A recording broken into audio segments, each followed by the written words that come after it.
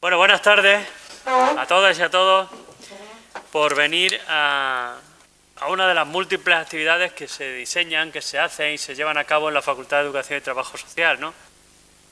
Que son actividades, conferencias, jornadas, etcétera, que consideramos que son de interés público para todos y todas, ¿no?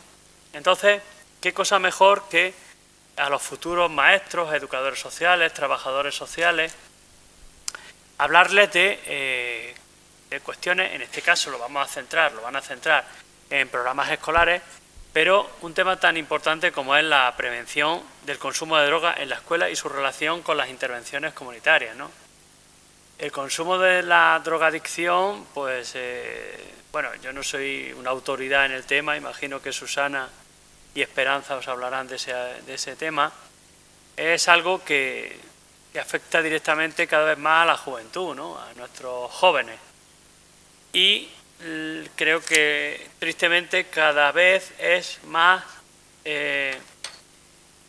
la edad en la que se empieza a consumir, cada vez más jóvenes, ¿no? Entonces, pues es un problema que afecta a nuestras escuelas, a nuestros institutos y, por supuesto, a la universidad, ¿eh?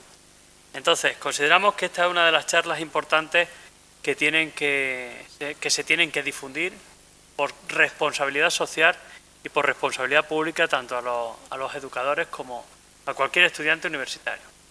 Entonces, esta tarde, gracias al trabajo del profesor Juan Carlos García Alonso, que es profesor asociado del Departamento de Psicología, pues propuso esta actividad y, bueno, yo a todo lo que me proponga Juan Carlos, que lo conozco solamente desde hace 30 años nada más, eso significa que los dos éramos muy jóvenes, seguimos siendo jóvenes, pero bueno, algo menos, ¿no?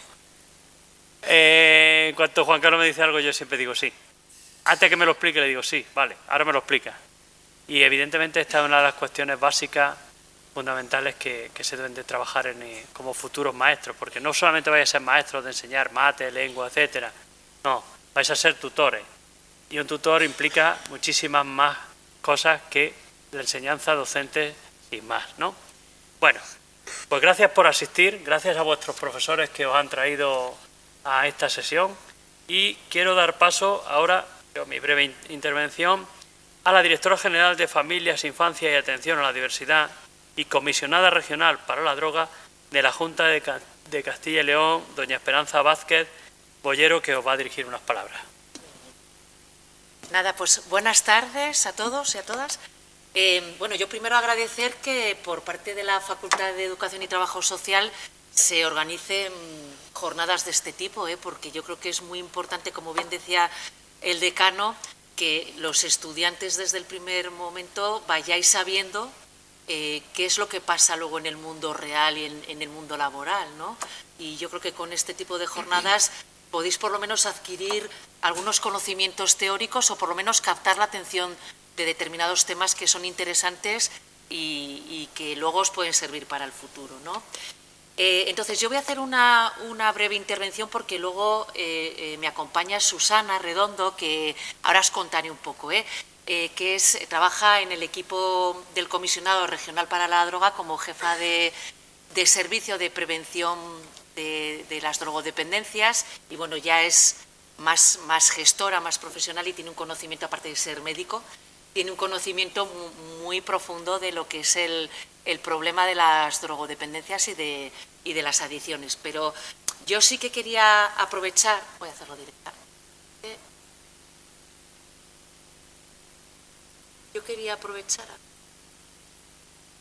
para explicaros lo que es la Junta de Castilla y León, la consejería donde está integrado el Comisionado Regional para la Droga, y además yo creo que es muy importante que os empiece a sonar la Consejería de Familia, porque en la Consejería de Familia trabajan muchísimos trabajadores sociales, educadores sociales. Los maestros es verdad que pertenecen a la Consejería de Educación, pero pertenecen a la Junta de Castilla y León, con lo cual es bueno que os suene la Junta de Castilla y León y las consejerías por las que están conformadas, que en este caso concreto pues son por una parte Consejería de Educación y por otra parte la Consejería de Familia, ¿no? Y bueno, para los que los que vais a ser o estáis estudiando trabajo social o educación social, la verdad que hay un abanico de oportunidades dentro de este ámbito competencial de la Consejería de Familia muy importante. Solo la Dirección General en la que yo ejerzo mi cargo, aparte del Comisionado Regional para la Droga, que es Familias, Infancia y Atención a la Diversidad, trabajamos con cantidad de entidades y mismamente los funcionarios que hay en esa Dirección General, pues como os digo, hay muchísimos de trabajo social y luego educación social, sobre todo enfocado a los menores. Y ya os digo que ahí hay un campo muy importante que sí que sería bueno que fuerais indagando en la web, que luego os voy a dejar, de todas las oportunidades que podéis tener de cara a vuestro futuro, ¿vale? Entonces, centrándonos ya en el Comisionado Regional para la Droga, que es un centro directivo dentro de la Consejería de Familia, lo que hacemos con carácter general tenemos un carácter impulsor, coordinador. Somos los que financiamos los proyectos, los programas, ¿no? Ahí veis una red bastante grande, ¿no? Que yo creo que es una de las características del Comisionado Regional para la Droga, donde desde los servicios centrales, o sea, tenemos servicios centrales y luego en cada provincia, las 9 provincias de nuestra comunidad, tienen dentro de la gerencia territorial unas secciones de drogas que también coordinan a todas las entidades y a todas las administraciones que trabajan en el tema de la drogodependencia, ¿no? Entonces, ¿qué hacemos? Coordinamos, fijaros, nos coordinamos desde la Administración del Estado, nos coordinamos dentro de la Junta con educación, con sanidad, con empleo, nos coordinamos con todos los ayuntamientos y con las diputaciones y nos coordinamos con, habréis oído hablar de las ONGs o las entidades del tercer sector, ¿no?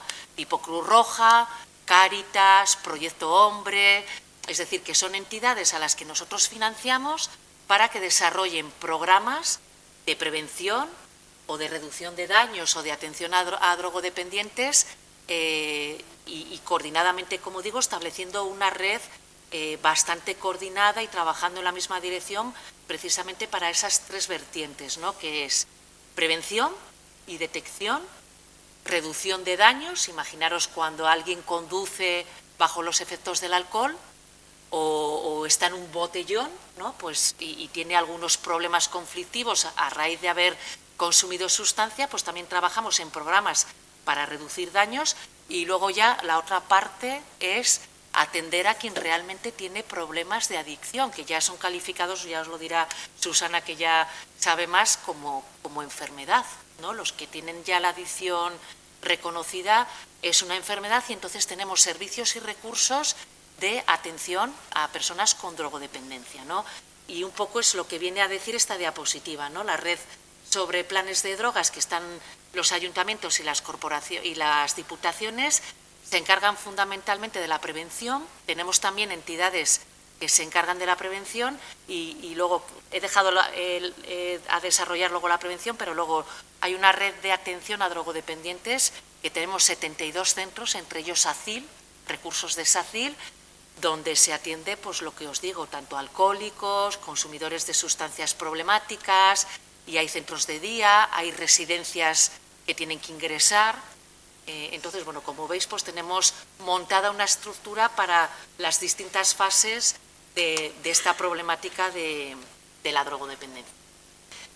Y sí que quisiera yo también que conocierais, porque es importante que tengáis conocimiento de las encuestas oficiales que hay sobre drogas, que son nacionales, pero que tienen su estudio a nivel de Castilla y León. Esto está colgado también en la página web de la Junta de Castilla y León, y la que más nos interesa, más que nada por el tema que estamos abordando, que es en jóvenes y menores, es la encuesta Estudes, que está dirigida a estudiantes de 14 y 18 años y participan estudiantes de Castilla y León, ya os digo que de edades de entre 14 y 18 años, y sobre todo pues se centra esta encuesta en preguntar sobre el consumo de tabaco, alcohol, cannabis, y ahora se ha añadido las adicciones sin sustancia, que es todo lo que se refiere al uso abusivo de Internet, al juego online, a los videojuegos, que eso es una problemática emergente, pero que también está dando muchísimos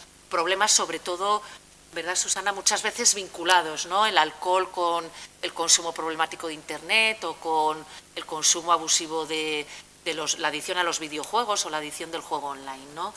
Y sí que es importante aquí, y aprovecho que ya veis los datos que hemos puesto, ¿no? Esta encuesta lleva ya muchísimos años y es verdad que ahora estamos viendo algún descenso de los comportamientos en cuanto al consumo del alcohol, por ejemplo, del consumo del tabaco. Sin embargo, tenemos preocupación por el consumo del cannabis y por el consumo o el uso o mal uso de las adicciones sin sustancias, ¿no? Las tecnologías y lo que es el juego y el juego online y los videojuegos, ¿vale? Pero fijaros, aquí lo que tratamos un poquito de inculcar dentro del comisionado es que, porque vosotros como jóvenes que sois, ¿verdad que tenéis la sensación de que todo el mundo bebe, todo el mundo se ha emborrachado, todo el mundo ha consumido alguna vez, ¿no? Es esa sensación que se tiene en la sociedad y encima muy normalizado, ¿no? De que, bueno, no pasa nada por beber, tiene muchísimas consecuencias y muchísimos problemas, sobre todo cuando se cae en la adicción, en el entorno familiar, en los estudios, en la sociedad, etcétera. Y yo creo que tenemos que darle la vuelta al tema y quedarnos con datos como que el 45% de estos estudiantes encuestados nunca se han emborrachado. Es que el 45% es un porcentaje muy importante. O que el 22% nunca ha bebido, nunca ha probado el alcohol. Es un porcentaje bastante importante. Es decir, hay que cambiar un poco la cultura, sobre todo entre vosotros, de que el que no bebe no pasa nada, el que no se emborracha, respetable, y que hay que caminar hacia aquello, porque me imagino que luego Susana os comentará las consecuencias, que no todo el mundo cae en la adicción, pero las consecuencias de empezar a consumir y sobre todo empezar a consumir problemáticamente. Entonces, yendo ya a los programas que yo les voy a enumerar, vamos, lo veis ahí un poquito en la diapositiva porque luego Susana los concretará. Creemos que desde el Comisionado Regional para la Droga lo que creemos más importante, en la línea de lo que os decía algo antes, es en la prevención, porque una vez que ya has caído en la adicción es un tratamiento sanitario. Entonces, vosotros como futuros profesionales de lo que es lo social, yo creo que hay que trabajar muchísimo en la prevención para evitar los consumos problemáticos y el caer en la enfermedad. Y por eso, desde el Comisionado Regional para la Droga, ya os digo que en consonancia y en colaboración con otras entidades y con otras administraciones, tenemos bastantes programas de prevención, y ahí los veis, tanto en los centros educativos como en el ámbito familiar, porque hay programas muy importantes que se están desarrollando donde no solo se interviene con los menores, sino que se interviene en conjunto con los progenitores y los menores, sobre todo cuando hay problemas ya de riesgo de consumo entre los menores, y ahí los tenéis, ¿no? Los programas dirigidos a las familias. Y luego, complementariamente, también estamos trabajando en programas fuera del ámbito educativo, pero complementarios al ámbito educativo, que también son muy importantes. Por ejemplo, yo os querría destacar el Pértiga, que es reciente, ¿verdad, Susana?, que se establece este programa de prevención en todas aquellas actividades de ocio y tiempo libre. Es decir, en campamentos, todos veis, por ejemplo, en los fines de semana cuando los colegios organizan los scouts, es decir, ahí se incluyen contenidos de prevención en materia de drogodependencia, porque creemos que es muy importante sensibilizar, concienciar y crear una cultura, seguir creando una cultura distinta a la que parece que tenemos establecida, ¿no? Y luego, veis aquí en la diapositiva otro bloque muy importante que sobre todo lo desarrollan las entidades locales, los ayuntamientos y diputaciones, que es en aquellos momentos de fiestas en pueblos, botellones, peñas. Es muy importante también intervenir para, sobre todo, el tema de reducción de daños y para concienciar y sensibilizar, ¿no?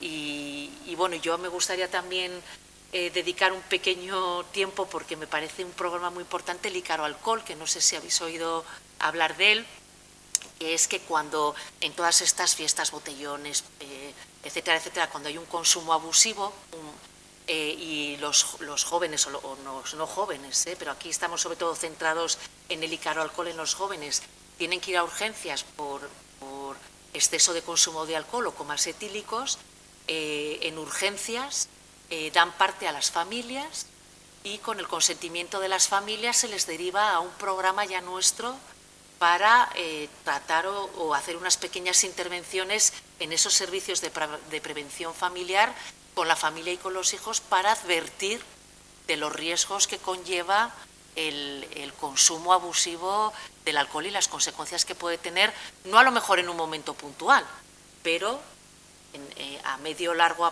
plazo, como os digo, que puede haber problemas en todos los ámbitos de esa persona y de su entorno familiar y social. Y yo por mi parte nada más, porque no me quiero mucho extender, porque si no le piso a Susana toda su ponencia. Deciros que todo esto que os cuento yo creo que es interesante que entréis en la página web de la Junta de Castilla y León, sobre todo de la Consejería de Familia, en el ámbito concreto de drogodependencias. Tenéis que ir, bueno, vosotros sabéis bucear y navegar perfectamente, pero bueno, aparte de drogodependencias, yo creo que por el tipo de estudiantes que sois, sí que es bueno que naveguéis por la consejería para que veáis todos los programas, en todo lo que se trabaja en el ámbito de drogodependencias, de infancia, que es muy importante para vosotros también, y bueno, en el ámbito de los servicios sociales, que los trabajadores y las trabajadoras sociales, ahí es donde tenéis vuestro futuro. Y termino, pues eso, diciendo que vuestra profesión es vuestra futura profesión, ¿no? o el grado que habéis elegido para estudiar, pues es esencial para todos estos temas y es esencial que os forméis en estos contenidos para luego poder desempeñar muy bien vuestro papel en el futuro. Nada más. Muchas gracias. Muchas gracias, Esperanza. Aunque el protocolo tendríamos que darle la palabra a Susana Redondo Martín, como ella luego va a hablar amplio y tendido. A continuación le damos la palabra al profesor Juan Carlos García Alonso del Departamento de Psicología, que es el que ha propuesto la actividad por sensibilidad de todo tipo. También es orientador en el Instituto Leopoldo Cano. Fundamentalmente orientador. ¿Se me oye bien? Acércatelo un poco más. Que me lo acerque un poco, gracias. ¿Se me oye mejor así? Vale. Voy a intentar ser breve, a pesar de que algunos de mis alumnos que están ahí, alumnas que están aquí, saben que eso es difícil para mí porque tengo tendencia a hablar. Pero yo sí quería, como orientador, que es mi trabajo principal, yo estoy de profesor asociado y bueno, creo que la perspectiva que os voy a dar hoy no es de profesor de esta facultad, sino de persona que está trabajando estos programas y que ve en él. Mirad, me pareció importante que en una facultad, que era la mía además, que está formando enseñantes, educadores, trabajadores sociales, tuvierais conocimiento de esto, porque no es lo mismo que os llegue un programa a que lo conozcáis previamente y lo podáis buscar, porque cuando uno tiene en el repertorio mental cosas, es más fácil dar la solución y hacer que esas salgan y las propongáis. Mirad, lo que es la prevención universal, no voy a entrar en... porque todo el mundo que no queremos entrar en lo que va a decir Susana.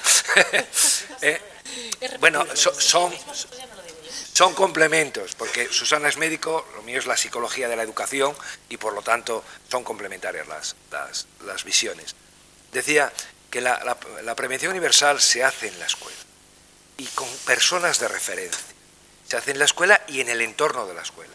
Es decir, tiene que hacerse con personas que sean familiares, que signifiquen algo al alumno o al joven. Y eso sois vosotros, las futuras profesiones de educación, trabajo o maestro.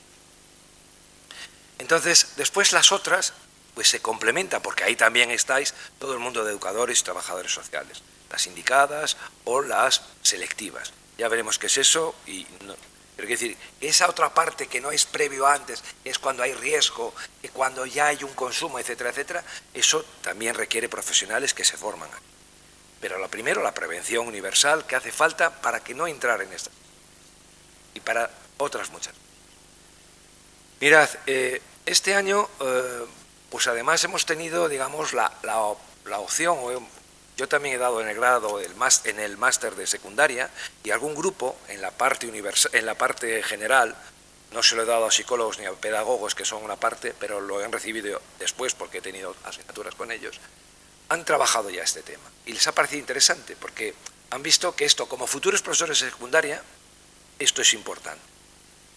Mirad, los programas que trabajamos aquí en la Junta de Castilla y León, desde la Dirección General y desde el Comisionado, conjunto con nosotros, con Educación, trabajamos fundamentalmente la banda de 10, 16 años, es decir, quinto, sexto de primaria, primero, segundo, tercero y cuarto de la ESO, porque entendemos que es donde más impacto se puede hacer. Hay programas, y bien lo sabemos, ¿verdad?, que empiezan mucho antes y hay actitudes que mejoran, y ya veremos por qué, toda esta prevención. Pero eso también son parte de la educación. Entonces, creíamos que era importante que también vosotros lo conocierais. Y yo tengo la pequeña esperanza de que esto se institucionalice y esto, además, por vuestra boca, se traslade y ver que es algo que es importante, que es un complemento importante para la formación vuestra. Y que, por lo tanto, todos los años podamos tener unas charlas y formarnos en esto. Y si es más, y si es posible, pues intentar entrar un poco más en algún tema cada año, parte de la información general. Y yo, para terminar, de verdad, quiero deciros algo que me parece muy importante, que seguramente se os escape porque no tenéis la perspectiva que tenemos otros. Mirad, todo el mundo ha oído hablar del bullying, todo el mundo ha oído hablar de problemas en la exclusión de alumnos por amistad, y todo el mundo monta su programita, el de prevención de no sé qué, el del no sé cuánto, el de no sé qué. Y yo, que me he dedicado a analizar los componentes de esos programas, resulta que coinciden en un 60 o un 70%. Estos programas de prevención sirven, aparte de unos componentes específicos de información sobre drogas, tienen unos componentes muy comunes, tienen, por ejemplo, resistencia a la presión, toma de decisiones, todas estas habilidades que hay que desarrollar desde tierna infancia, desde la infancia. Ahora, en las nuevas leyes, se están dando lo importante como la socioemocional. Es que tenemos una costumbre de poner nombres a las cosas que ya han existido. Bueno, pues esto es parte de esa prevención. Y este programa, los programas que estamos trabajando, concretamente Discover, el de Construyendo Salud y nunca me gusta decirlo, el nombre en inglés, pero bueno, un Plug and Plug, o como se diga, son programas que trabajan esas habilidades. Y por lo tanto, estamos haciendo algo importantísimo. Yo le contaba a Susana, y lo sabe porque también hace algún tiempo que nos conocemos, que yo cuando descubrí el programa Discover, dije, pero si es que esto es el 70% de las tutorías de secundaria. Y es el 70 o el 60% de las tutorías de primaria, que ya sé que no hay tutorías en primaria como tal hora, pero también hay una acción tutorial que sí que hay que desarrollar. Entonces, todo, en definitiva, que trabajar este programa es trabajar por una juventud más sana, con habilidades, con componentes que son muy importantes. Y ahí todos los que estamos en esta facultad, que es de Educación y Trabajo Social, pero que todo el mundo sabemos que la prevención es mucho más importante que después poner parches o arreglar problemas. Y sabemos también que estamos muy en contra de las corrientes, es decir, todas las fiestas se celebran con alcohol, parece que tenemos que salir del tono para divertirnos. Bueno, hay que cambiar la cultura, y quienes podemos cambiar esa cultura sois vosotros, somos yo, nada más. Gracias. Muchas gracias, profesor Juan Carlos García. Pues nada, a continuación os dejamos con Juan Carlos como profesor proponente y con la profesora, jefa del Servicio de Evaluación y Prevención de Consumo de Drogas, doña Susana Redondo Martín, del Comisionado Regional de la Droga de la Junta de Castilla y León. Es médico especialista en Medicina Preventiva y Salud Pública y también es profesora de la Universidad de Valladolid, en concreto en la Facultad de Medicina y en algún otro sitio más que también ha pasado por aquí. Os dejamos con ello, que es el punto fuerte de la sesión de ahora. Muchas gracias. Mientras voy colocando mi presentación, os voy a hacer una pregunta. En los que estáis aquí, ¿cuántos sois trabajadores o educadores sociales? Es por orientar lo que voy a decir. O sea, sois todos de la parte educativa. Vale. ¿Cuántos sois de infantil? A la inversa. ¿Cuántos no sois de infantil? Vale. Eso me ayuda. Bueno, lo primero quiero dar las gracias a la facultad que nos recibe porque bueno, es un interés por otras materias que están fuera de las aulas. Como bien ha dicho el decano, yo soy profesora asociada, también he dado clase en trabajo social, alguna vez en educación social, y con magisterio hace como 7 u 8 años hicimos una formación específica sobre estos talleres, sobre estos programas con el alumnado de primaria, ¿vale? Que ahora ya no sé cómo se llama porque esto me lío. Entonces, bueno, pues darles las gracias a ellos, darles las gracias, por supuesto, a Juan Carlos, deciros que Juan Carlos, él no lo dice, pero yo sí lo digo, lleva más tiempo con los programas de prevención que yo. Yo llegué en el 2004, él estuvo en el pilotaje del primer programa, que fue el Construyendo Salud, en el 94-95. Y desde entonces ha acompañado al comisionado para la droga en esta trayectoria. Lo que digo es que tenéis un lujo de profesor. Yo nunca le he oído dar clase, pero sí he trabajado con él. Él es uno de los profesores que nos ayuda a formar a otros profesores para implantar los programas en el aula y, por supuesto, como os podéis imaginar, es el que más tiempo lleva. Por lo tanto, ha sido un placer trabajar con él desde que yo llevo en el comisionado y se resiste porque se nos quiere ir, pero yo voy a intentar que aguante todo lo posible. Bueno, una vez dicho esto, daros las gracias por estar aquí. Estas horas son complicadas. Si queréis interrumpirme, podéis hacerlo. A mí no me gusta estar sentada, pero tengo que estar sentada para la grabación y me encantaría interaccionar más con vosotros, pero esto es así. Un poquito los aspectos a tratar son estos, ¿vale? Vamos a analizar un poquito un punto de partida, qué nos dicen los datos. Voy a hablaros del Estudes, que Esperanza os ha dicho alguna cosita. Hablaros del modelo global de prevención sobre el consumo de drogas, qué es lo que dice la evidencia, que no sé si esta palabra la tenéis integrada o no, pero qué es lo que dice la ciencia, qué es lo que dicen la gente que trabaja y que tiene experiencia en este campo a nivel internacional y nacional, qué dicen que funciona y qué dice que no funciona, porque tenemos que aprender de los que más saben, ¿no? Y yo también. Después, ese concepto de prevención, de basada en la evidencia, los elementos clave de nuestro modelo de prevención escolar. Vamos a pararnos un poquito en los elementos clave también de los diferentes programas y luego también os voy a hablar de los programas de prevención familiar. Bien es cierto, antes de empezar aquí, que si sois profesores, que os vais a formar como profesorado de infantil, esto os va a quedar un poquito fuera, porque como bien os ha dicho Juan Carlos, nuestros programas se dirigen fundamentalmente a un rango de edad que es la preadolescencia y la adolescencia. Voy a hacer el matiz antes de empezar. ¿Esto quiere decir, como bien ha dicho Juan Carlos, que no se puede hacer nada infantil? Sí, pero lo que se puede hacer en infantil es todo lo que tiene que ver con lo que la OMS denomina como habilidades para la vida. Es decir, trabajar con los niños aquellas habilidades, tanto desde el punto de vista emocional, relacional, como cognitivo y como de introspección, que les van a servir para todo en su proyecto. Yo, permitidme que diga, y esto lo voy a decir como madre o como madre en proceso, ya mis hijos son muy mayores, que la educación infantil creo que en este país tiene un planteamiento muy diferente al resto de la educación. Y creo que precisamente, posiblemente sea la parte educativa donde más se potencien este enfoque en habilidades. Cuando uno llega a primaria, salvo que ahora las cosas cambien, las cosas ya no son iguales. Y esas habilidades ya no se potencian tanto. Por lo tanto, vosotros sois unos privilegiados. Y antes de empezar, también deciros otra cosa. Yo soy especialista en medicina preventiva y salud pública, rodeada de educadores, psicólogos y trabajadores sociales. O sea, el bicho raro soy yo. Sí, me tratan bien. Pero la clave, y yo esto siempre lo he dicho, porque soy especialista en salud pública, y a mí me preocupa la salud individual, pero sobre todo la salud poblacional. Yo siempre digo a mis compañeros que un educador tiene mucha más potencia preventiva que un médico. Esto cuando se lo digo me miran mal mis compañeros, pero realmente lo creo. El sistema educativo es el principal sistema de equidad y de mejora en las habilidades de las personas y de mejora en la capacitación de los individuos para la sociedad a la que se tiene que enfrentar. Y ahora ya vamos a adentrarnos. Lo que quiero decir es que vuestro papel es básico y fundamental, y lo digo como profesional, lo digo como madre y lo digo como persona de la sociedad a la que pertenezco. Es decir, el sistema educativo es un pilar clave de cualquier nación para mejorar su desarrollo y potenciar los futuros, digamos, ciudadanos en los que todos tenemos esperanzas, ¿vale? Porque el momento es un poco complicado. Vamos allá. Lo primero es deciros que es una droga, ¿no? Porque no todos son drogas. Y vamos a hablar de la prevención del consumo de drogas.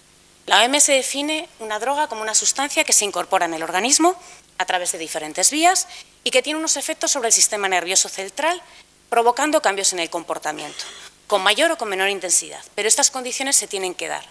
Y estos cambios en el comportamiento van a generar lo que se denomina tolerancia, que es que para conseguir los mismos efectos yo cada vez tengo que consumir más, y dependencia, que simplificadamente significa que la sustancia, es decir, la droga, va a empezar a ocupar cada vez más espacio en mi vida, de tal manera que voy a dejar todas mis responsabilidades, todos mis otros puntos de interés, con un único objetivo que es ser consumir o mantener mi consumo.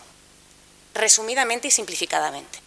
¿Qué quiere decir? Que cualquier droga y que cumpla esas características puede generar una enfermedad, lo que ahora se denomina como trastorno por uso de sustancias. Antes era drogodependencia. Ahora los términos, como bien dice Juan Carlos, los vamos cambiando para denominar a lo mismo, pero con nuevas palabras, porque a veces nos gusta mucho lo de ser snob e innovar sin innovar de verdad.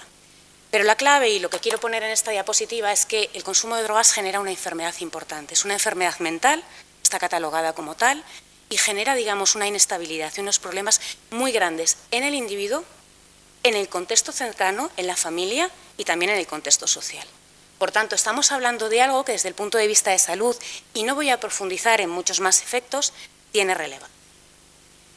Una vez definido de qué estamos hablando, de esas sustancias, vamos a hacer una mini foto, porque esto es una simplificación muy simple, valga la redundancia, del contexto en el que estamos. Estamos en una sociedad compleja, y yo creo que se va complejizando cada vez más, ¿no? Donde la inmediatez es un valor clave, la imagen está, los valores, podríamos hablar largo y tendido, y aquí os pongo algunos como ocio, diversión, consumo, donde la competitividad y el valor por el éxito prima en muchos contextos donde a veces tampoco tendría que primar. Paso lo que va en rojo y lo dejo para el final, donde hay una baja tolerancia a la frustración, ¿vale? Queremos que siempre nos salgan las cosas bien, y la vida no es así. La vida tiene muchas piedras por el camino y muchas veces las cosas nos salen mal. Y no es que sea bueno, si tienes suerte y no tienes piedras, mucho mejor. Pero cuando tengas piedras, mira a ver si puedes aprender algo, ¿no? Donde gestionamos muy mal los malestares, y cuando hablo de los malestares hablo de el me siento mal, me duele, estoy enfermo, y esta parte sí que la pongo más en el campo clínico, que también forma parte de la vida, el sentirnos mal y en tener un catarro y no pasa nada, el cómo lo gestionamos y con la presión en la que vivimos, eso también es un problema. Y luego donde en el campo de las drogas tenemos una presión muy importante por parte de la industria. Cuando hablo de la industria hablo de las tabacaleras, hablo de la industria alcoholera, dentro de la cual está la industria de las bebidas espirituosas, que son las de alta graduación, y la industria del vino y la industria de la cerveza, que tienen unos lobbies muy potentes, que por supuesto ellos tienen sus intereses comerciales que son absolutamente legítimos, pero que a veces traspasan la línea y no se dan cuenta de que sus sustancias tienen efectos perniciosos sobre la sociedad, y a veces no la respetan. Y luego, por último, está la industria del cannabis, que de esto nos daría para hablar muy largo y entendido, y además me encantaría saber vuestra opinión al respecto. Pero eso para la siguiente jornada. Y luego están los adolescentes. Ya sé que todos sois de infantil, vuestros niños son muy chiquitines y no son ni tienen este perfil, pero un adolescente posiblemente sea la etapa donde más cambios se producen junto en la vuestra. Pero la clave de un adolescente es que está justo el proceso final de desarrollo, donde hay cambios a nivel físico, hay cambios a nivel fisiopatológico y hay cambios a nivel de personalidad y de psicología, donde empiezan a configurar lo que quieren ser, lo que no quieren ser, determinar qué valores quieren incluir, cuáles rechazan de su familia, cuáles son los nuevos que incorporan.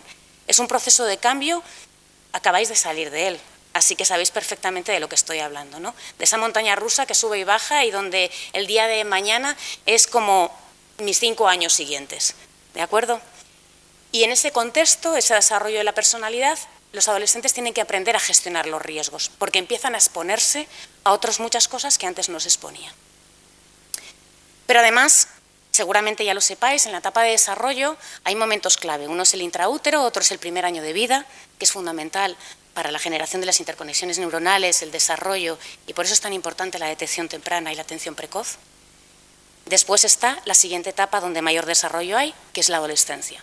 La adolescencia, que entre comillas, adolescencia y juventud, el cerebro termina de desarrollarse en torno a los 23 años, 21 o 23 años, ¿vale?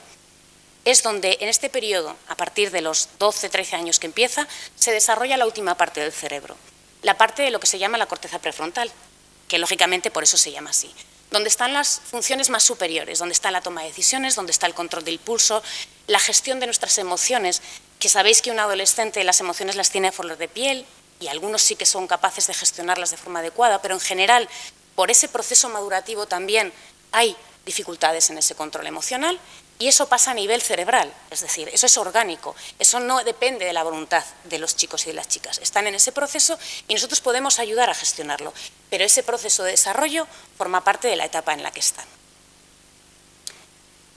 ¿Y qué aspectos? ¿En qué aspectos se ve que el consumo de sustancias, y cuando hablo fundamentalmente hablo de alcohol y de cannabis y otras drogas, porque el tabaco no tiene un impacto a nivel psicológico tan grande, ¿vale? Sí que genera dependencia, pero a nivel de cambio comportamental es menor, salvo cuando uno deja de fumar y no puede fumar.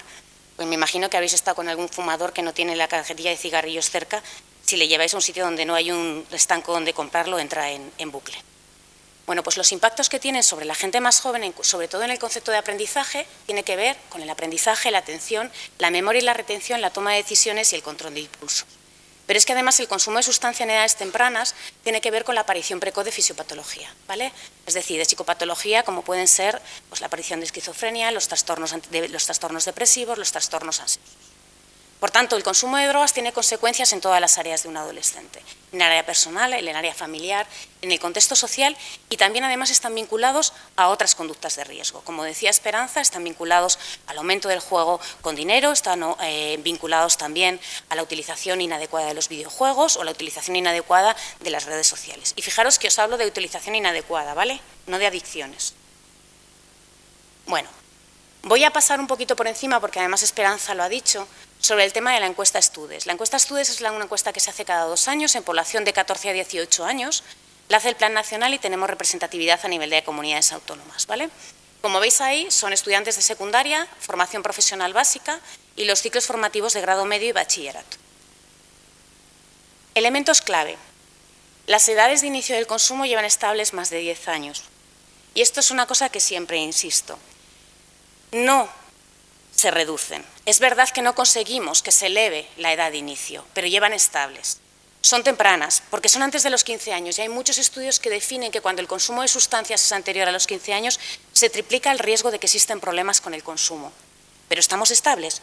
Si cada vez que sale una encuesta, los medios de comunicación dicen cada vez es antes la edad de inicio de consumo. Yo siempre digo cuando damos los cursos, digo ya en torno a los 2 años ya con el biberón o ya la papilla ya deben de estar consumiendo drogas. Eso no es cierto. Es decir, están estabilizadas, pero son precoces. Si os dais cuenta en la gráfica, las primeras drogas por las que se empiezan, lógicamente, y estamos hablando del consumo esporádico alguna vez en la vida, son las drogas legales, el tabaco y el alcohol, y luego se van incorporando, bueno, y los hipnosedantes sin receta, ¿vale? Que de esto luego le dedicaremos un minutito. Y después ya vienen el resto de las drogas legales. Si veis ahí, además, en los 14 años están el consumo esporádico y los consumos diarios. El de tabaco sí que es muy precoz, que está en torno a los 14,5, pero el consumo de alcohol semanal, que es ya más frecuente, está en torno a los 15,3.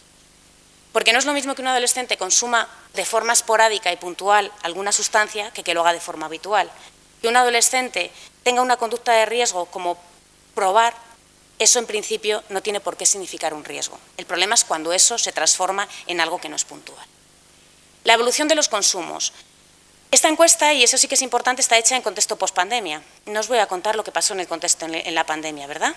Lo recordáis todos perfectamente. Es decir, se hizo después de que el verano la gente hubiera salido. Los chavales, los chicos y las chicas hubieran salido a divertirse después de 3 meses de confinamiento. La tendencia en todas las sustancias, en general, en las últimas encuestas, ha sido al descenso en los consumos, con lo cual eso es positivo. Que también el mensaje que muchas veces los medios de comunicación dan no es ese. Hay una tendencia al descenso, salvo en las borracheras en los últimos 30 días. Pero vuelvo a insistir, llevabais confinados 3 meses. Y cuando uno está en confinamiento y completamente inhibido, lo que sucede cuando uno le dejan libre es que se desinhibe. Bien o mal, pero eso sucede. ¿De acuerdo? Porque de hecho toda la tendencia es al descenso, menos en esta parte. Deciros que es curioso porque aquí hay un perfil de género en cuanto a las chicas pequeñitas, por ejemplo, que tienen consumos superiores a los chicos mayores. Y esto es algo que tenemos que trabajar, valorar y enfocar. Los 13, 14 años los consumos son superiores, sobre todo en borracheras, en las chicas pequeñas que en los chicos, ¿vale?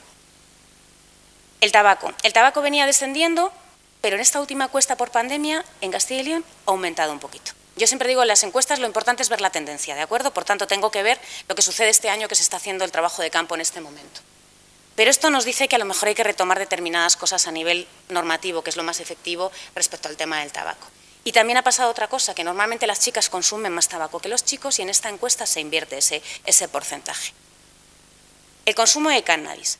Lo que llevaba pasando en los años anteriores es que en general los consumos de cannabis iban disminuyendo, pero el consumo problemático iba aumentando. Es decir, había menos gente que consumía, pero los que consumían, y paso a la siguiente, aumentaban, ¿vale?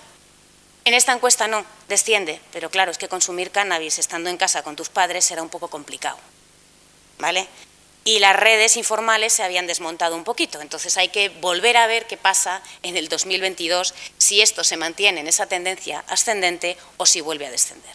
La hipótesis es, la gente no consume tanto, pero los que consumen lo consumen más y de forma más problemática, con lo cual esto hay que prestarle atención. Y además la mayor parte de ellos lo hacen consumiendo junto con tabaco. Y luego esta es una gráfica muy interesante en el contexto de pospandemia. Aquí hablamos de los hipnosedantes sin receta. Hipnosedantes sin receta son ansiolíticos e inópticos, ¿vale? Las pastillas que se toman cuando uno tiene una crisis de ansiedad, cuando uno está nervioso para los exámenes o cuando no duerme. Estas prescripciones tienen que ser facultativas, tienen que ser con receta especial de psicofármacos, es decir, están muy controladas en nuestro país, pero uno hace la receta, el medicamento se queda en casa, si no se utiliza y después se hace mala utilización. Aquí solo nos referimos a lo que no está controlado por el médico, ¿vale? Es decir, lo que no se debería de hacer. Y fijaros lo que ha pasado, que han aumentado los consumos tanto en chicos como en chicas. Siempre aumentan más en chicas, pero lógicamente en el contexto pospandemia esto ha sido algo flagrante. Y lógicamente esto nos está hablando de toda la parte emocional que ha sucedido en el contexto pandemia y pospandemia y que estamos viendo, que es importante tener en cuenta y valorar. Y trabajar, que este es un tema que tenemos aquí en nuestras discrepancias, porque el incluir los hipnosedantes en los programas o no, todavía no lo tenemos muy consensuado con el contexto educativo, pero yo creo que ha llegado el momento en que en determinadas edades los metamos porque hay que aumentar la percepción del riesgo de lo que supone estos medicamentos que pueden generar dependencia y generar problemas. Vale. Bueno, pues ¿qué hacemos con esta sociedad tan compleja que tenemos? A los adolescentes revueltos con sus hormonas. Bueno, pues yo siempre digo, y esta es una imagen de uno de nuestros programas, del programa de prevención Galilei selectivo, en el que siempre digo que a mí me gustaría que todos los estudiantes fueran como Sonia enfrentándose a las drogas, ¿no? Que estuvieran bien protegidos, tuvieran su máscara, sus guantes, su protección, y no que estuvieran como Pedro. Pues ese es el objetivo un poco que tenemos, ¿no? La prevención que pretende, la prevención pretende trabajar sobre determinantes individuales, sociales y ambientales e intentar disminuir esa probabilidad de abuso o de consumo problemático de sustancias, ¿de acuerdo? ¿Qué objetivos nos planteamos? Retrasar la edad de inicio del consumo, intentar que sean más allá de los 15 años porque la personalidad y a nivel físico todo es más fácil y está más estable.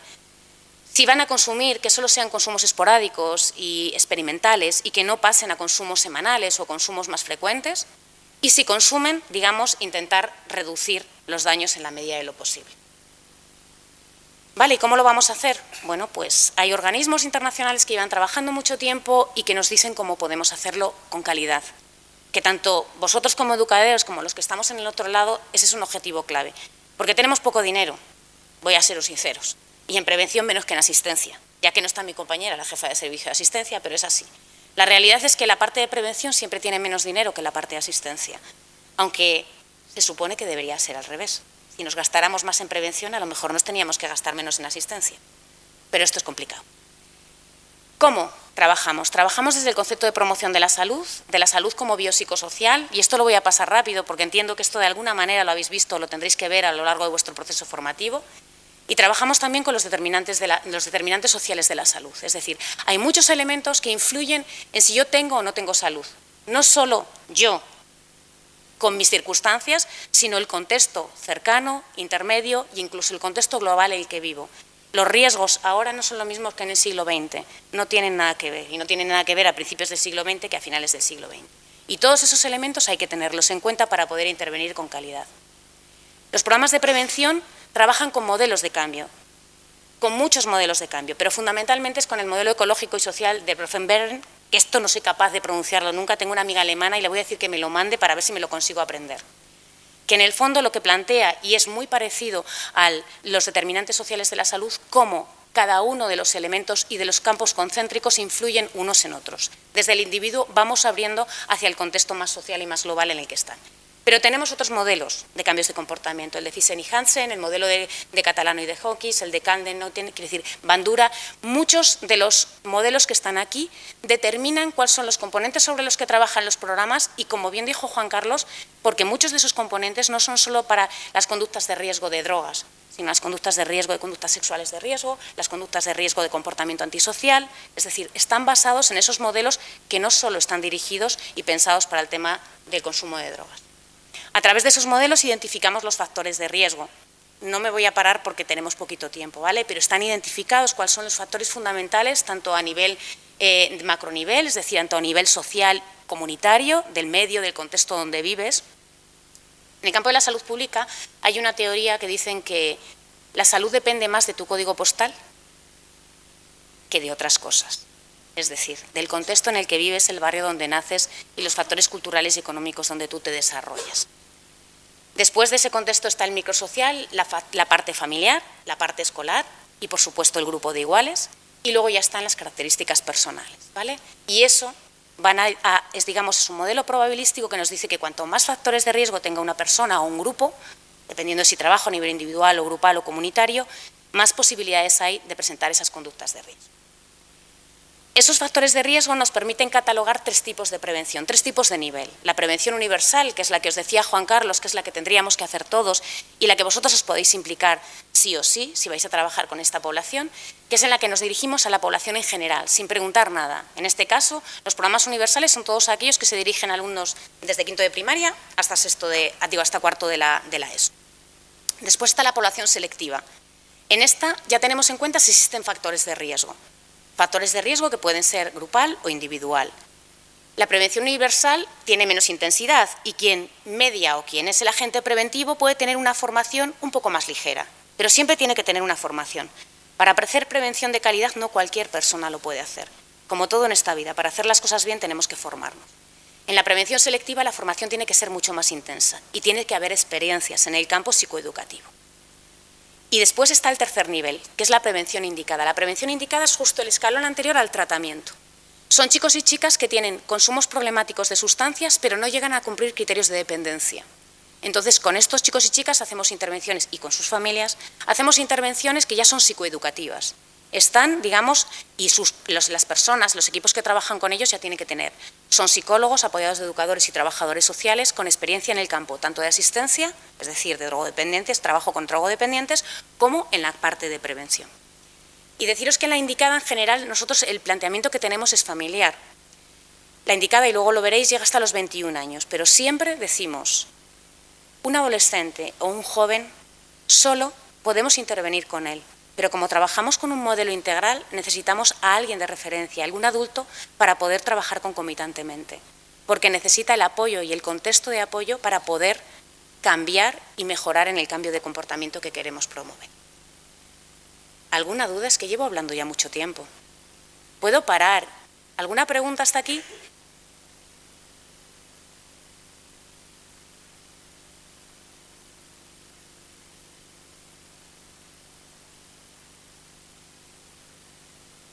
Lo digo porque vamos viendo muchas cosas y a lo mejor voy parando un poquito y podemos hacer un poco de interacción.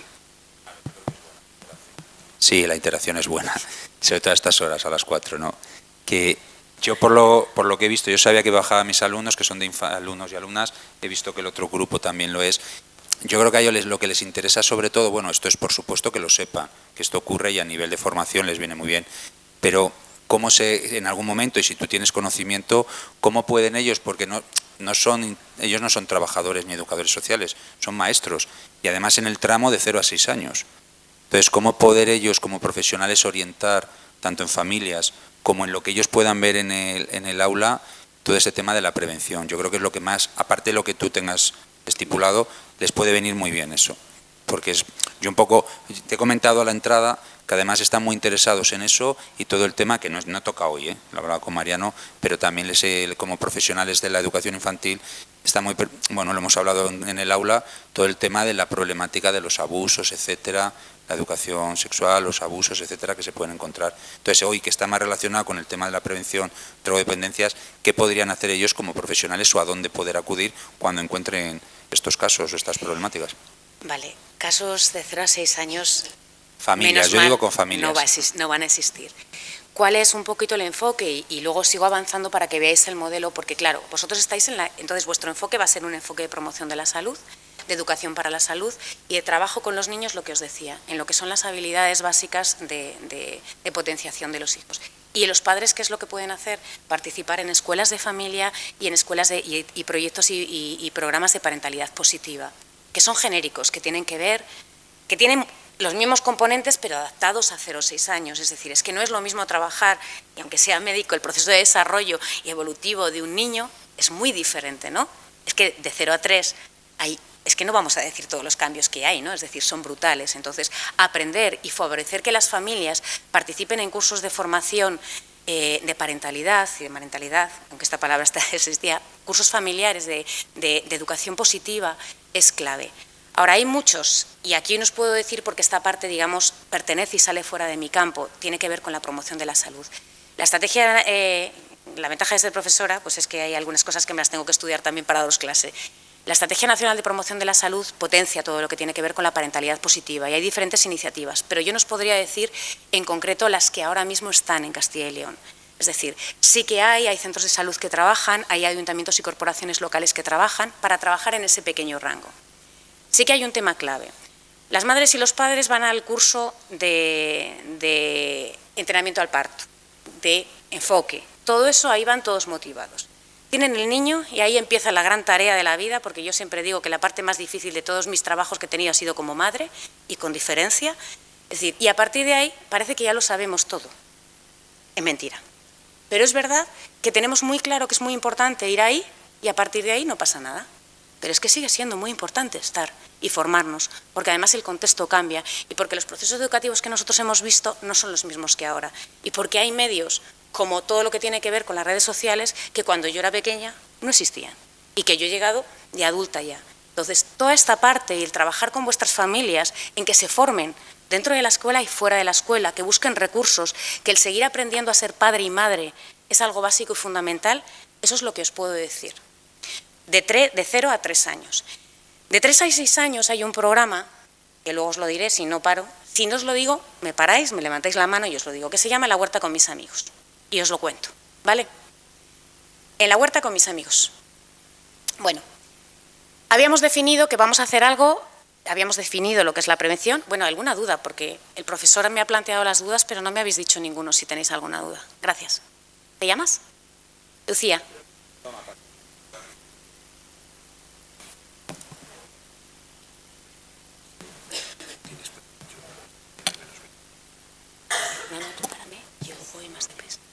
A nivel, no sé, ¿entender algo? Sí, se oye. Vale. A nivel de la adicción a las nuevas tecnologías y el uso de móviles y demás, ¿todo se refleja de la misma manera que has ido comentando? Es decir, a nivel físico o a nivel fisiológico y psicológico, una adicción a las redes sociales o una adicción al teléfono móvil, por ejemplo, ¿se refleja de la misma manera en el cuerpo? ¿Alguien puede contestarla antes de que conteste yo? Hay una gran diferencia, una clave. Sé que no ingieres nada, pero tú lo ves que cuando tú lo usas, notas esas sensaciones en tu cuerpo. Entonces, quiero decir, la manera de actuar, ¿cómo es? Porque no puede ser la misma, no es un proceso de desintoxicación como tal, pero ¿cómo actúas? Vale.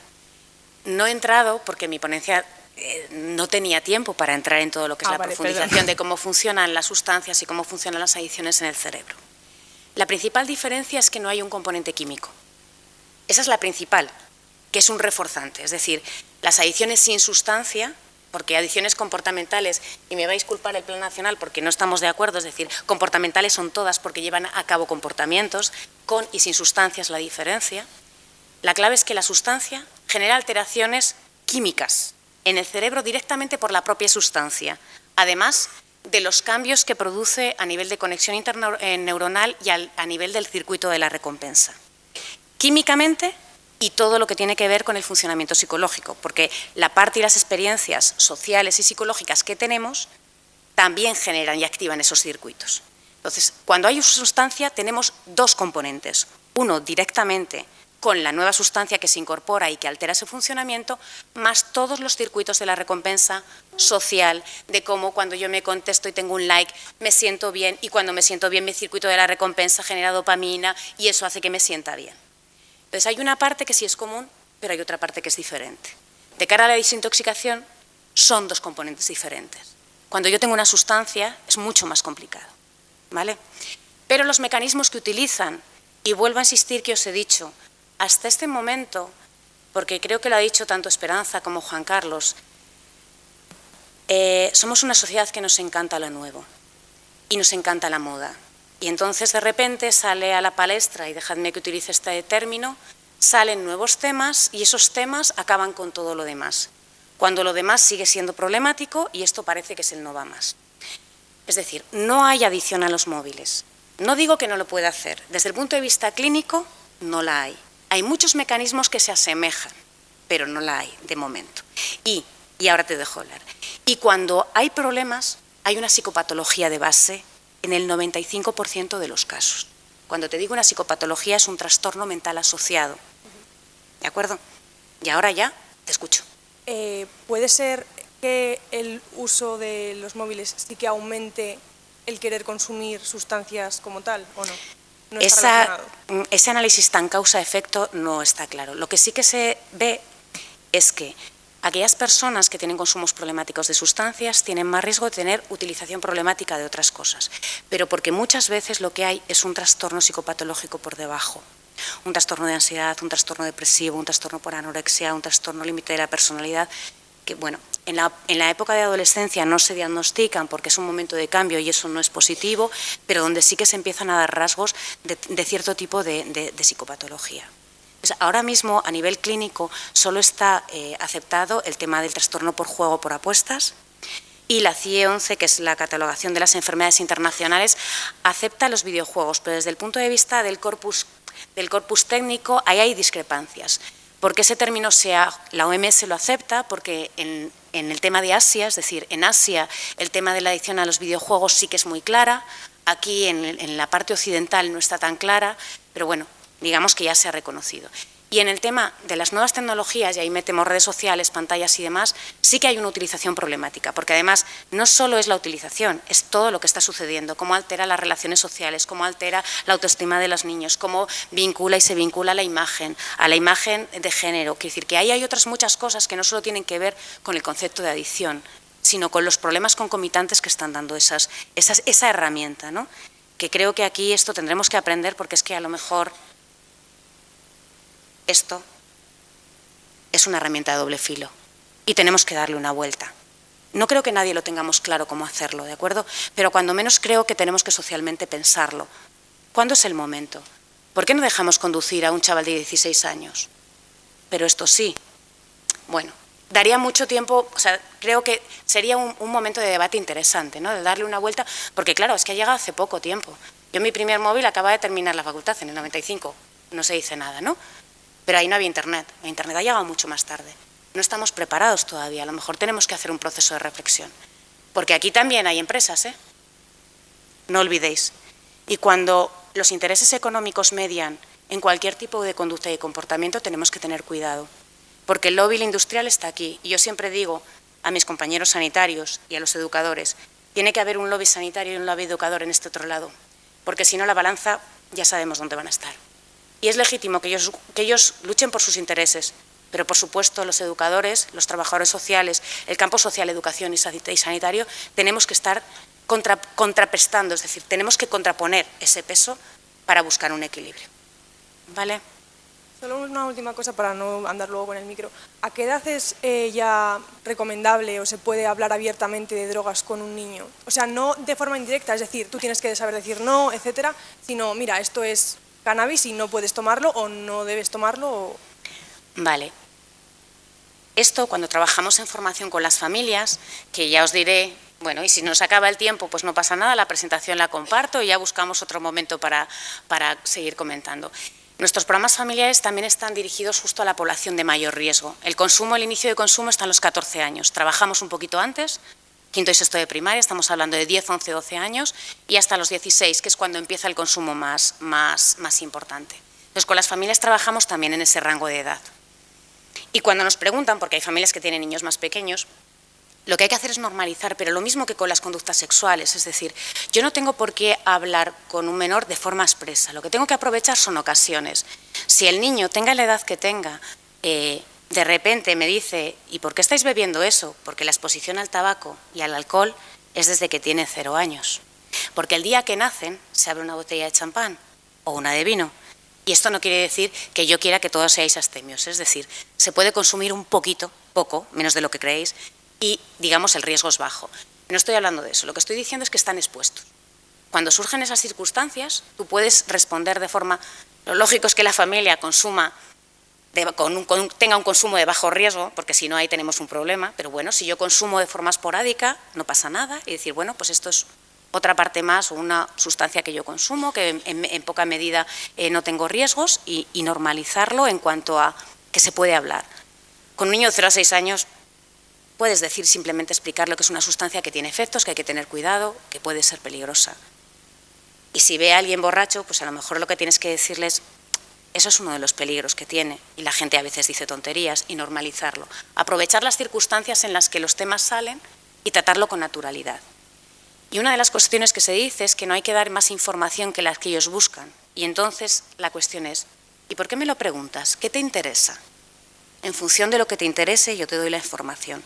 Esto es algo que trabajamos con los padres, con los preadolescentes, ¿vale? Porque ya pero cuando tienen 9, 10 años que todavía están ahí, decir cuándo hablar, es un componente de los que trabajamos con los padres. Uno es el posicionamiento familiar.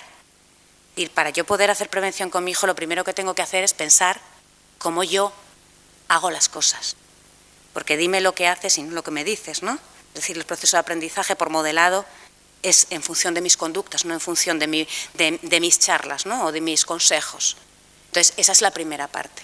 Reflexiona sobre cómo tú consumes tabaco, lo haces delante de tu hijo, no con qué frecuencia, de qué manera, qué mensajes le estás dando, y a partir de ahí trabajar con ellos aprovechando circunstancias. O sale, cuando estamos hablando ya de los más mayores, de 0 a 6 años va a ser algo que tenga que ver fundamentalmente, pues por ejemplo, ¿qué se hace? Y me voy adelantando. En la huerta de mis amigos trabaja todo el tema de la alimentación y la utilización de medicamentos, ¿vale? La alimentación saludable y la utilización de medicamentos. Del Dalsi, del otro, cuando tengo que utilizarlo, tengo que tener cuidado. Las medicinas no son algo que se puedan utilizar de forma banal. Ese programa está muy enfocado a alimentación, actividad física y la pequeña dosis de consumo de medicamentos. Es decir, tenemos que trabajarlo de una forma muy adaptada a la realidad y muy en función de la demanda. Porque la información sola, y esto sí que quiero decíroslo, es decir, qué trabajar y cómo no trabajar, no modifica comportamientos. Por tanto, no podemos dirigirnos solo a esa parte. ¿Alguna cosa más? Vale. Bueno, esta transparencia. Cuando intervenimos en prevención tenemos 2 maneras de enfocarlo. Una es con la reducción de la demanda, que son intervenciones a nivel de los individuos, bien en grupo o individual. Trabajamos fundamentalmente con habilidades y con una parte informativa pero muy pequeña. Y luego la reducción de la oferta, que tiene que ver con el contexto, con la prevención ambiental, ¿vale? ¿Y qué significa la prevención ambiental? Hacer fácil las elecciones saludables, eso es lo que pretende, ¿de acuerdo? ¿Qué intervenciones funcionan? Pues aquí tenéis, fundamentalmente las que mejor funcionan para reducir los consumos son las normativas, las legislativas, las que reducen el acceso a menores de edad, las que reducen los horarios de venta y dispensación de alcohol, las que reducen el número de locales de venta de alcohol por metro cuadrado, todas las que tienen que ver a las restricciones. ¿Vale? Esas son las que mayor impacto tienen sobre el consumo de alcohol poblacional, por ejemplo, o sobre el consumo de tabaco en la población. Son las más efectivas y las más eficaces, también porque la forma de medirlo es más sencilla. Y después, ¿cuáles son? Las intervenciones familiares y después las escolares. En el cuarto nivel está el medio comunitario, que trabaja sobre todo lo anterior, ¿de acuerdo? Vosotros estaríais en la prevención escolar y luego también en lo que es la detección. La detección cuando ya hay problemas, pero ya estamos hablando que los problemas van a empezar a aparecer, salvo barrios específicos de riesgo o personas específicas de alto riesgo, en torno a los 12, 13 años. Antes hay muy poquitos chavales que empiezan a tener problemas, salvo que estén en contextos muy, muy agresivos y con muchos factores de riesgo. Pero en la intervención y en la detección vosotros también tenéis un papel. Como os decía, la prevención ambiental es todo lo que tiene que ver con el contexto. Y esto para mí es importante, y Esperanza os lo ha dicho, es decir, los programas de prevención escolar no van solos, van con otro mucho trabajo que se hace en la comunidad, a veces con dificultades, con piedras en el camino, con alcaldes y concejales que no lo ven, con muchos, o con policía y fuerzas de seguridad del Estado que tienen una parte más punitiva y menos educativa, pero en ese contexto hay que trabajar y nosotros trabajamos con la red de planes sobre drogas, ¿de acuerdo? Sobre todo en relación al tema de consumo de alcohol. Y luego está nuestro modelo combinado. Vale, la prevención escolar tenemos varios programas que están acreditados, que cumplen criterios de calidad, dentro de los cuales estaba, como os decía, en La Huerta con mis amigos, que es un programa dirigido a preescolar, a educación infantil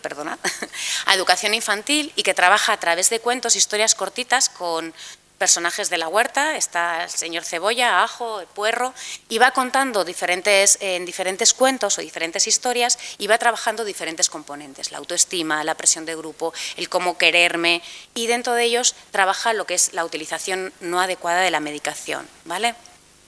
El resto de los programas que están acreditados ya están dirigidos a primaria, finales de primaria y secundaria, porque son las edades críticas. Y como no tenemos mucho presupuesto, hay que priorizar aquellas edades que tienen mayor riesgo. Todo lo que se haga antes tiene que ver con la educación para la salud y la promoción de la salud, de los estilos de vida saludables de los niños más pequeños, ¿vale? Y parentalidad positiva en cuanto a las familias. Estos son los programas que tenemos a nivel universal y en selectiva tenemos el programa Galilei. Después tenemos dos programas de prevención extraescolar, que es el Te apuntas y el Vivir el momento, que son complementarios a los escolares, es decir, lo que hacemos es trabajar los mismos componentes, pero en un medio de socialización más próximo a la exposición que van a tener cuando sean más mayores, el medio del ocio. A través del ocio y del contexto se trabajan y se refuerzan los componentes principales de los programas escolares. Y luego, bueno, os he hablado de Esperanza del Pértiga, que es un programa que tenemos con asociaciones juveniles de toda Castilla y León.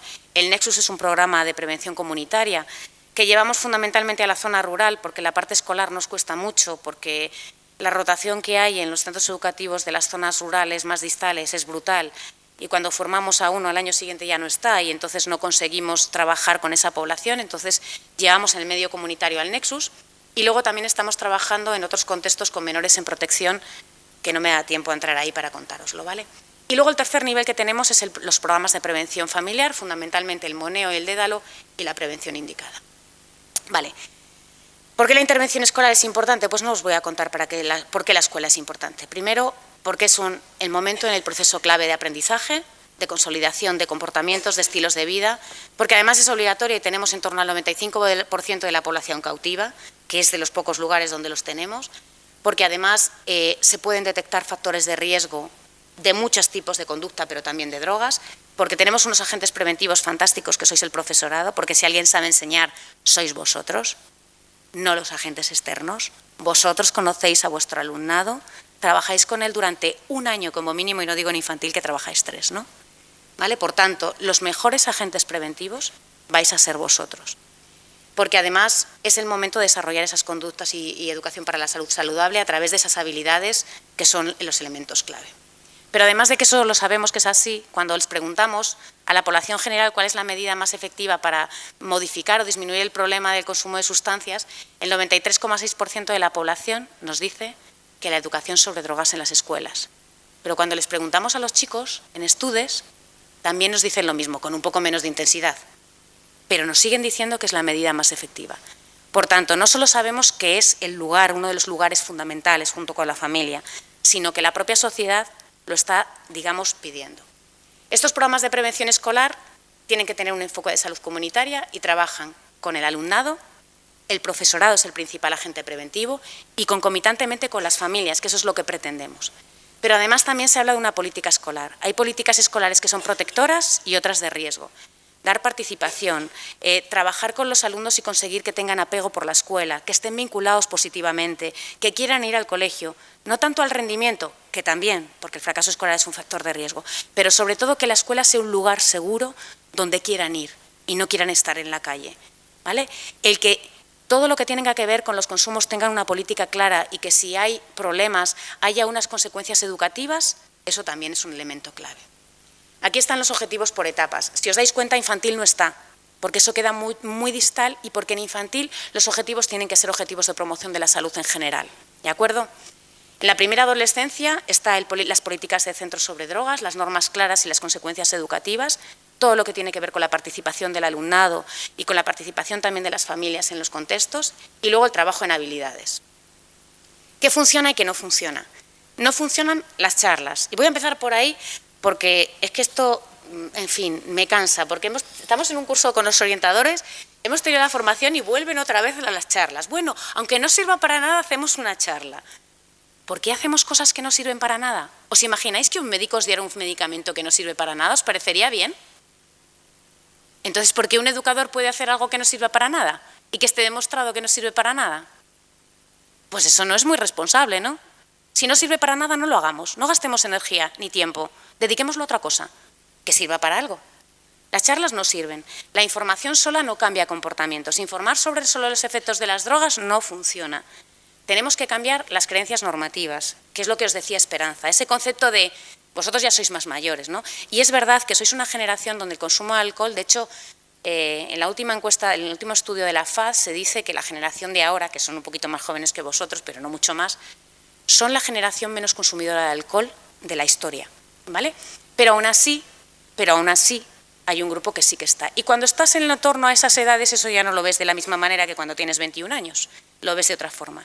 Trabajar eso, trabajar la posibilidad de que no es necesario consumir sustancias para divertirse, trabajar esos conceptos y esas expectativas que a veces son reales y no, es uno de los apartados.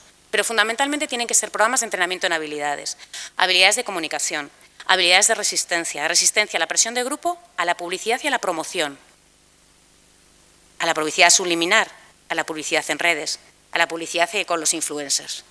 Toda esa parte que no se ve, que nos llega a nuestro cerebro y no somos conscientes de ella. Y también todo lo que tiene que ver con la parte de autoestima, aunque no es el componente tampoco principal, pero todo ello tiene que ver, y la parte emocional, ¿de acuerdo? Refuerzo de actitudes frente al consumo de drogas, ¿vale?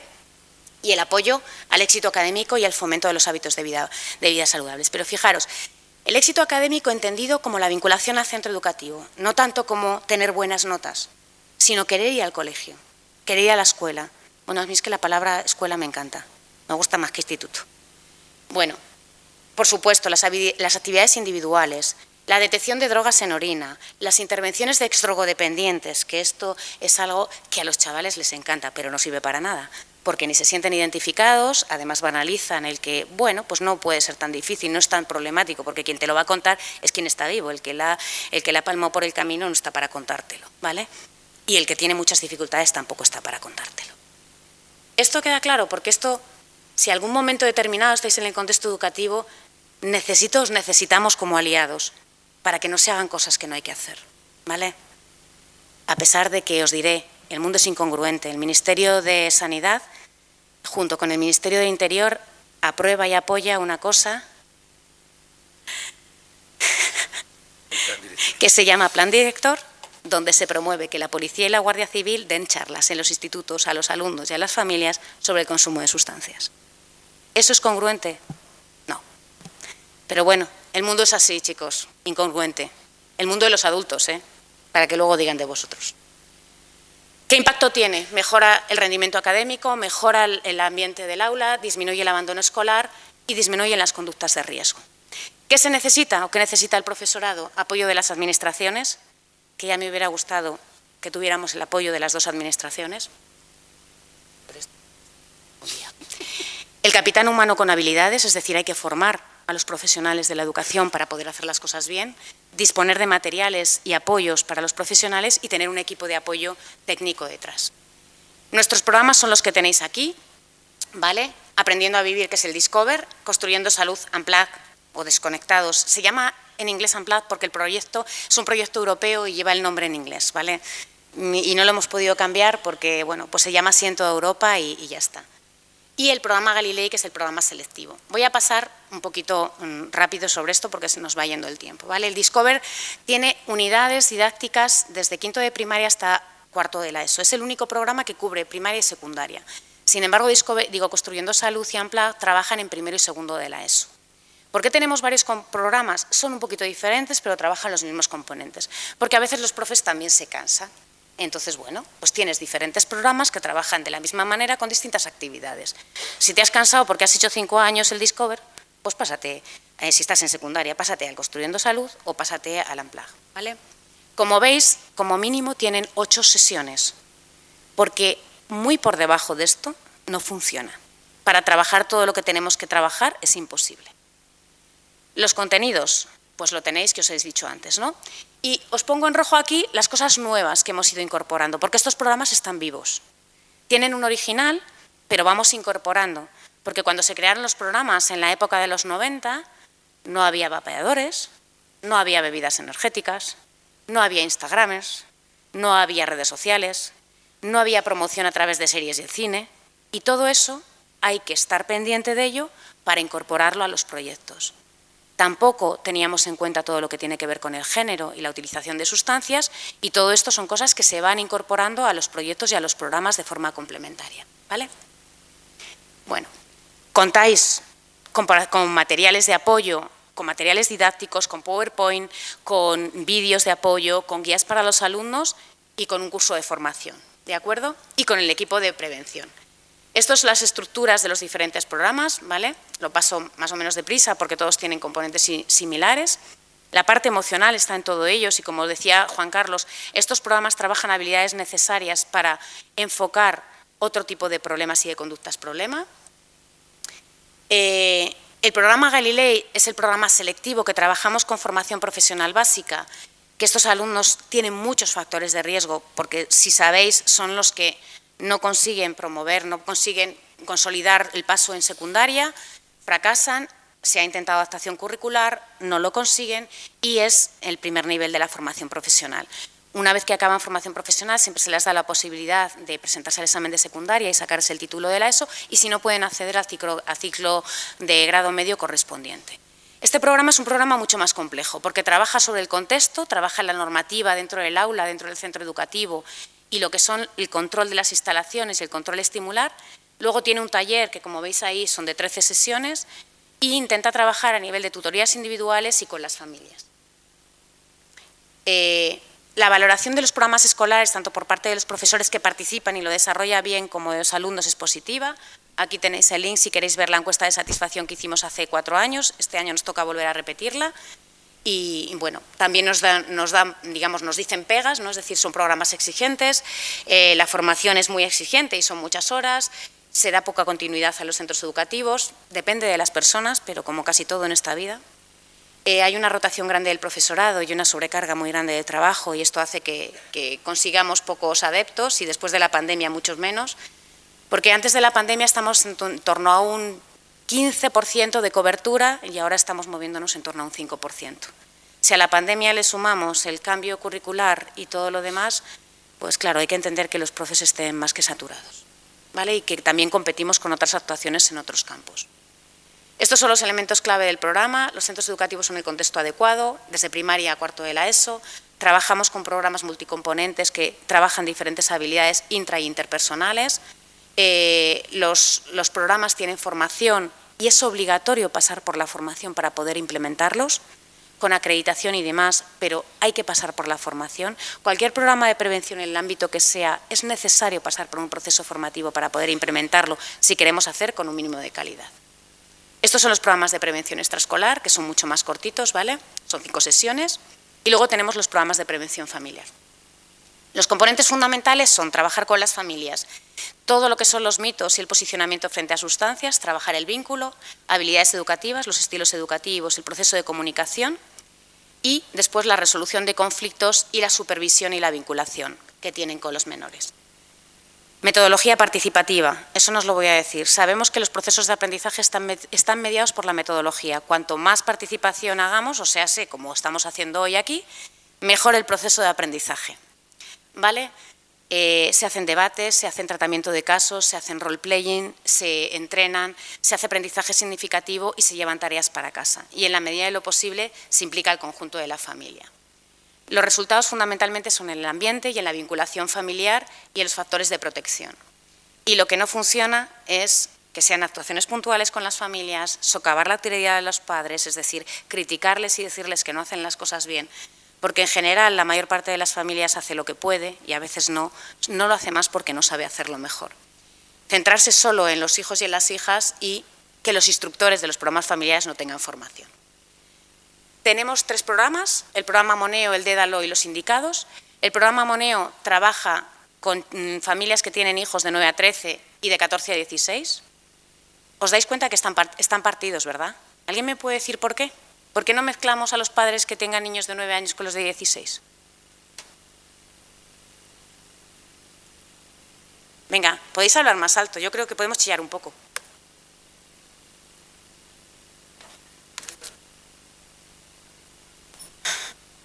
Pues porque no van a tratar el mismo tema o no le van a dar la misma importancia. Vamos, no lo mismo, ¿cómo puedes explicárselo a un niño de 9 años que a uno de 16? Y porque no es lo mismo cuáles son tus pautas o tus normas en un niño de 9 años que en uno de 16, ni la forma de negociar ni de resolver los conflictos es la misma, ¿no? Porque el proceso madurativo de un niño preadolescente no es lo mismo que en un adolescente en la etapa tardía. Por eso los dividimos, porque es clave, porque las pautas educativas son diferentes y la forma de vincular tampoco es la misma. Aprendes y los vínculos con uno de 16 no tienen nada que ver con uno de 9. El de 9 todavía te da abrazos y besos, el de 16 te gruñe, en general, ¿vale? Además, en estos programas hemos incluido la parte de pantallas, ¿de acuerdo? Tanto en el Moneo, que es el universal, como en el Dédalo. En el Dédalo trabajamos de 9 a 13 años y ahora mismo estamos pilotando las edades superiores. Ya os diremos, con un programa de la Universidad de Baleares que está validado y a ver cómo funciona, porque trabajar en familias selectivas con hijos tan mayores es complicado. Pero fijaros, el Moneo tiene 5 sesiones con la de pantallas, el Dédalo tiene 23. Es un programa muy intensivo psicoeducativo, donde nos cuesta mucho captar a las familias, pero cuando las captamos, el 95% se queda con nosotros las 20 sesiones. Así que muy mal no debe de ir. Es un proyecto, es un programa que da la oportunidad de hablar conjuntamente cosas, porque trabaja una sesión con los padres, una sesión con los hijos y una sesión conjunta. Y genera momentos de comunicación y de trabajo que normalmente estas familias que tienen factores de riesgo no pueden. Y los factores de riesgo, por resumirlos, suelen ser, porque esto se hace en captación fundamentalmente en centros educativos a través de los equipos de orientación, fracaso escolar, absentismo, problemas de socialización, ¿vale? Estoy diciendo que son problemas que tienen muchas familias, que no tienen que ser problemas muy gordos. Pero es un programa que cuesta mucho que las familias lo inicien. Una vez que lo inician, se quedan y les funciona, porque trabajan los componentes básicos para poder mejorar el funcionamiento familiar, pero nos cuesta mucho captarlos. Y nos cuesta mucho conseguir la colaboración de los equipos de orientación, que son un elemento clave, porque sin ellos es difícil captarlos. Aún así, también los podemos captar desde los servicios sociales y desde otros contextos, pero ahí es fundamental que el equipo de orientación nos ayude con esas familias. Y por último están los programas de indicada, que son cuando ya hay consumos problemáticos. Y aquí, si antes en el DEDA los equipos de orientación eran claves, en indicada nos voy a decir lo importante que son.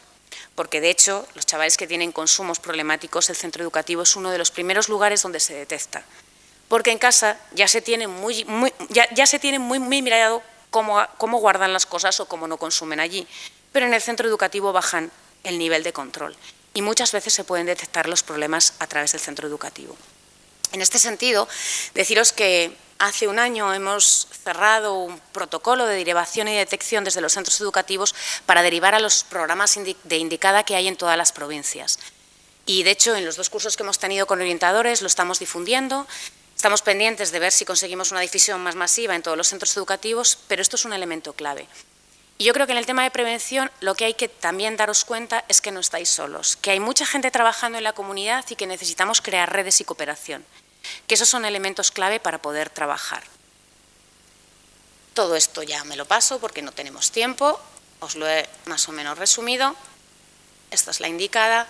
En indicada después van a trabajar sobre estas áreas. Los programas de indicada trabajan entre 9 y 12 meses. Fijaros que estos son programas gratuitos, que si esto tengo que pagárselo yo a un psicólogo de pago, tengo que hacer un presupuesto independiente para podérselo pagar. Y sin embargo, son programas gratuitos de alta calidad y a veces tenemos pocas derivaciones. Estas son las incongruencias. No hay recursos. No hay recursos suficientes, os aseguro que no. pero a veces tenemos mucho más recursos y lo que nos falta es tener la información y trabajar en red. Y utilizarlos, los de dentro, los de fuera y los que haya, ¿vale?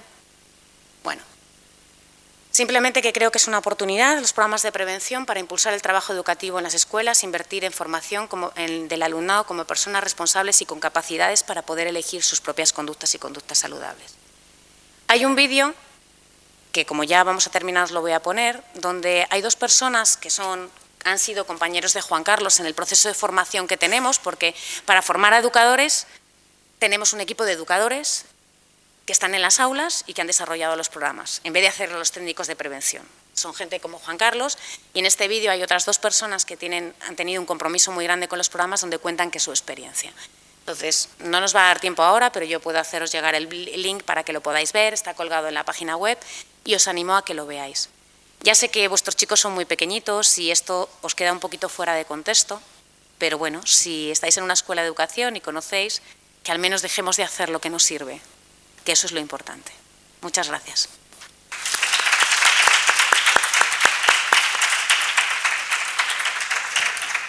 No sé, imagino que querréis hacer alguna pregunta. Yo me permitís 30 segundos para deciros una cosa. Fundamentalmente en la etapa infantil hay que hacer dos cosas. Trabajar la salud socioemocional, la educación socioemocional, para que no haya exclusiones, para que salgamos lo más sanos posibles, y trabajar la comunicación, porque las dificultades de la comunicación, y si no lo veis en un TEA o en algún otro, producen muchos problemas. Entonces son dos cosas cruciales. Nada más quería deciros eso. O sea, tenéis labor, por si acaso. Preguntas, por favor. Inés quiere decirnos algo. Buenas tardes. Muchas gracias, Juan Carlos, por habernos traído a esta ponente tan maravillosa. Muchas gracias a ti, Susana, por esta intervención tan valiosa, que creo que es tan fundamental. Yo vengo hoy como profesora de esta casa y como madre preocupada por mi hijo, todavía pequeño, en etapa de primaria, pero también muy interesada por estos temas, ¿no? Para intentar prevenir todo este tipo de cuestiones. Entonces te felicito a ambas partes por la ponencia de esta tarde. Y mi pregunta, ya a nivel más educativo, conociendo el currículum de primaria y como futuros maestros de primaria y de infantil, porque aunque son de infantil luego suelen hacer otro grado y entonces seguramente les interese conocer esto de la etapa de primaria, sí que me gustaría conocer si centros educativos de primaria os piden la colaboración directa, es decir, ya no solo como una charla, sino interesados por este tipo de programas. Cómo pueden desde las AMPAs trabajar, si os piden colaboración en las AMPAs, si realmente después los maestros de primaria que están sobrecargados de tantísimas cosas transversales que tienen que trabajar desde sus áreas, si consideras que se debería trabajar de verdad, de manera transversal, pero desde todo, desde las matemáticas, porque yo tengo claro cómo podría trabajarse esto de manera transversal, pero si realmente os piden esa colaboración en quinto y sexto de primaria, que serían las etapas donde empieza todo esto a realmente a tener un interés, ¿no? Porque yo tengo un hijo de 10 años y me pregunta cosas ya, ¿no? Entonces he recogido esas dos cuestiones que tú has dicho, qué te interesa y por qué te preocupa. Entonces voy a empezar por ahí cuando me pregunte, ¿no? ¿Y tú qué crees? Pues la verdad es que es un tema muy preocupante, o sea, a mí me preocupa realmente cuando me hace esas cuestiones. Perdóname, Inés, no me he explicado bien. Pregúntale, ¿y tú qué crees? ¿Y tú qué sabes? Claro, pero aprendizaje es que significativo. Empieza con estas cuestiones y tiene 10 años, entonces es algo realmente importante porque vosotros y futuros maestros que están aquí os van a hacer muchas preguntas a veces que no sabéis cómo abarcar. Entonces, este tipo de cuestiones, como las ha traído Juan Carlos, creo que es fundamental para tratarlas porque hay preguntas que no sabes cómo abordarlas.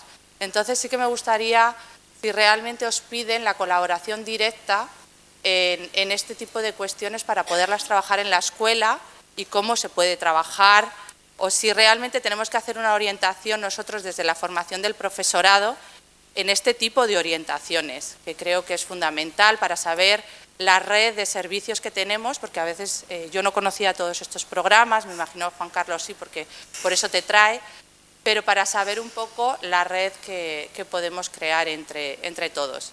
Y muchísimas gracias por compartir tu tiempo. Vale, pues mira, primaria tiene menos demanda que secundaria, entre otras cosas porque hay resistencias. Porque muchas veces, es decir, esto tiene un proceso de captación, ¿de acuerdo? En el mes de mayo, nuestras secciones, que Esperanza os ha contado, es decir, en comisionado estamos en servicios centrales y tenemos una persona en cada provincia, empieza a patearse los centros, o a llamarlos, en donde le dejan entrar. Y les cuenta lo que son los programas, en qué consisten y cómo se puede acceder a ellos. Entonces, en primaria muchas veces lo que vemos es que la gente dice, no, es que es muy pronto. Y la contestación es que desde los 0 años llevan expuestos al tabaco y al alcohol. Y al cannabis casi también. No tanto, ¿no? Pero es decir, la normalización en el que tú pases un paseo y huelas a esta sustancia, eso hace 10 años no era frecuente y ahora sí lo es. Entonces, la exposición está. La clave es, este programa no es un programa solo, como bien ha planteado Juan Carlos, dirigido a la prevención de drogas, sino a la prevención de otros comportamientos de riesgo, como tiene que ver con el tema de resolución de conflictos, violencia dentro de las aulas, incluso, digamos, las habilidades que nosotros trabajamos con estos programas protegen frente a otras conductas de riesgo.